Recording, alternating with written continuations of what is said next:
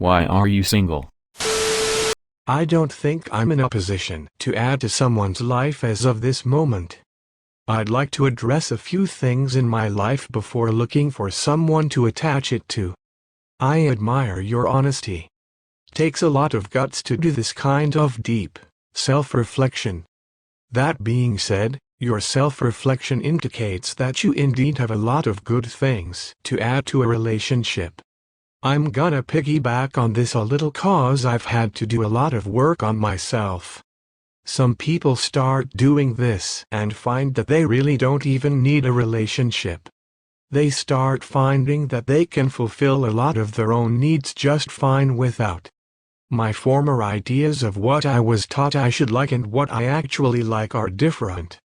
Boundaries were never taught to me growing up, and at nearly 40 years old I am having to undo and reconstruct a lot of things. It is very difficult to even consider what a relationship could be like at this point. I don't have the bandwidth for it, and that is enough for me to not try and mess anyone else up if I feel lonely, which passes like a mood or emotion. A lot of people should have that mindset. So many people carrying a fuck ton of baggage and their whole life is a fucking mess, and they think adding someone to THST mess is going to help, but they're just dragging someone down to their level instead of trying to raise themselves up. Because the patterns of behavior I learned when young aren't conducive to a healthy relationship. And at the moment I'm single because I'm focused on healing and letting go of old patterns of behavior. I'm so comfortable in my singleness, I do not want to disrupt the peace by adding another person. Edit. Have to make a clarification. Peace may have been the wrong word, more like full. I have a pretty fulfilling life with my friends and family, and adding another person to share that time seems like I would have to reorganize my time, and I really don't want to do that currently. Same. I found peace and comfort in being a single. There's more pros than cons of living by my own. Anyway, I am not planning to have family, children, and never did, so what's the point to be in relationship? I'll tell you a trade secret, my friend, people love attention. They crave the feeling of being wanted. The trick is to not be a total creepy weirdo while doing it. Not everyone will be your type, nor will you ever not experience rejection. And that's okay. If you connect with a person, and it gets challenging keeping a conversation going, steer the conversation to be about him or her, while at the same time not making it an interrogation. Show confidence, even if you are slightly terrified. Smile a lot. A lot of people is turned on by positive individuals. Do this, and a lot of it.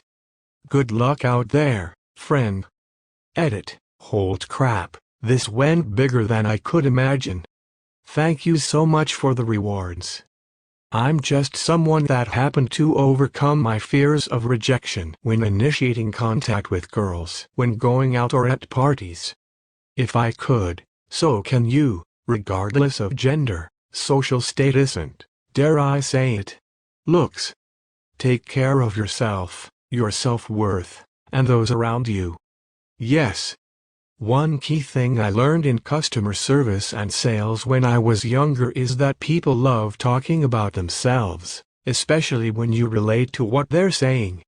When I was working retail, I had like 20 different personalities all ready to rock at a moment's notice. You're from that area and you're sort of pompous? Hold on, love, I got just the character for you. I'm in no way an expert in relationships, but it's not always going to be happy and romantic moments with your partner like you see in movies. There's only so much about your hobbies, goals, and interests you can have conversations about. When the romantic phase is over, and you still seem to get along with each other, you become good friends, and start doing the same boring things with your partner as you did with friends. There's no need to impress each other anymore so long as there is mutual trust and respect between you two. One of the hardest parts of effective dating is that learning the dating game is an iterative process. It is one of those things in life, like ballroom dancing, that you have to push through the "I suck" part in order to get to the "I got this" part. Best advice I got was you already have her no. Work on perfecting how to get a yes. Quotes. And just to be clear, this doesn't mean badgering people. It means going out there and playing the dating game with an open mind and a free spirit until you get the hang of it. Be kind, agreeable, and start collecting those rejections until you start earning those interests. I don't know how to date. I don't know where to look, how to talk, what to do.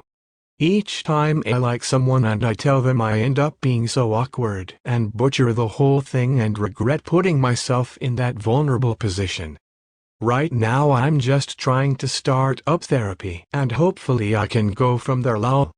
I dug myself a hole thinking if I was so awkward and made things worse in situations with my crush.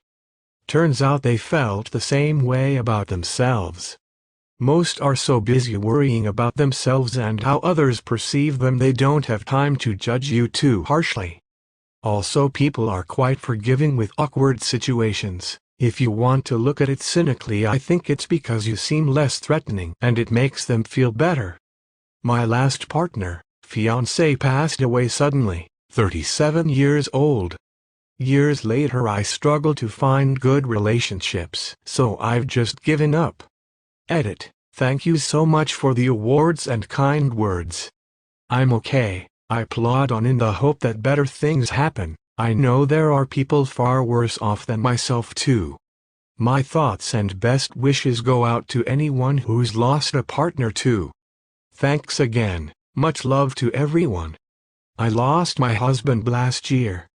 I've had my soulmate. No one else could ever love me as much as he did. I'd rather be happy in the afterglow of love. I think it just might hold me till death us do reunite. Same here. I can't imagine having that level of completeness ever again. I waited a long time to find him and I was lucky to get 18 years. Wow. I don't even know what to say. I couldn't imagine losing my girlfriend of 5 years that I've known since 3rd grade. I'm so sorry to you all. I hope you all will be happy. I told my GF if anything ever happens to me that I want her to find a nice guy, because I don't want her to grow old alone. She is a grand lady and I want her to be happy. My husband used to say that to me as well. He died 8 years ago, but I have no interest in dating anyone else. I have my family, a circle of friends, and a dog for company. It took a while, but I feel happy again and I don't need the drama and complications a new relationship would bring. I just lost my fiancé, 5 years together. I cannot see a way forward or how I'll ever move on. He felt like my soulmate. I feel your pain. My partner, 41, died suddenly less than 4 weeks ago. I know one partner has to pass before the other, but this pain is the worst. I feel for you and RIP to your partner, wholeheartedly. I understand there are no words at this point. Please consider yourself hugged. I hope their memory will be a blessing. I lost my husband to COVID last year. He cannot be replaced. I don't think I want a relationship for a long time.